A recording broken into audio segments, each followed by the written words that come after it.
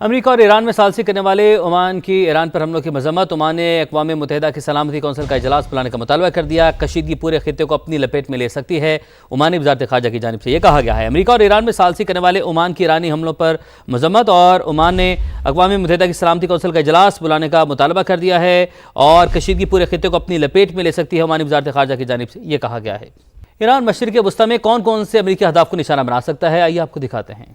ہوگا امریکہ سب سے زیادہ طاقتور، لیکن یہ سپر پاور مشرق وسطیٰ میں جہاں جہاں بیٹھا ہے سب ایران کے نشانے پر ہے۔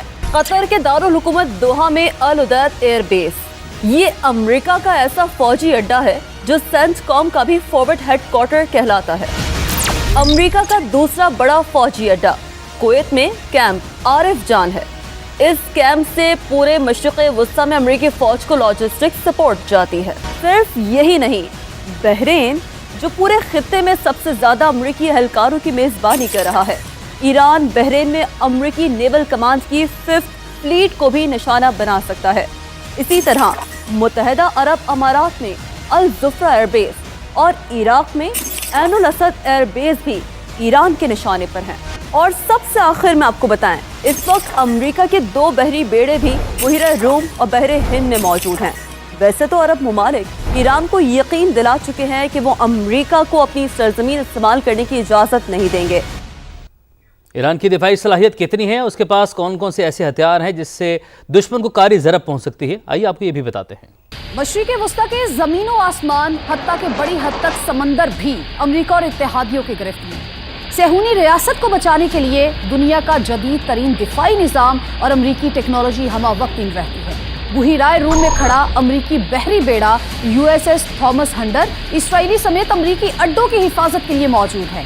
یہی نہیں، ایک اور طیارہ بردار بحری بیڑا بھی موجود ہے جہاں سے فضاؤں کی نگرانی کی جا رہی ہے۔ ایران اگر ایک میزائل اسرائیل کی طرف فائر کرتا ہے تو خود اسرائیل کا اپنا میزائل شکن نظام ایرو سسٹم آڑے آ جاتا ہے۔ اگر کوئی میزائل ایرو سسٹم سے بچ نکلے تو دوسرا دفاعی حصار ہوتا ہے ڈیوڈ سلیل، جو 300 کلومیٹر کی حدود میں میزائلز کو تباہ کرنے کے لیے تیار کیا گیا ہے۔ سپر سونک میزائل ان دونوں دفاعی نظاموں کو چکما دے کر بھی اگر اسرائیلی حدود میں پہنچ جائیں تو آئرن ڈوم حرکت میں آتا ہے۔ یہ دفاعی نظام 40 کلومیٹر کی حدود میں ہدف کو نشانہ بنا سکتا ہے۔ یہ آپ کو اس لیے بتا رہی ہوں کیونکہ امریکی تھاٹ سسٹم اور جنگی طیاروں کی مدد بھی اسرائیل کو حاصل ہے۔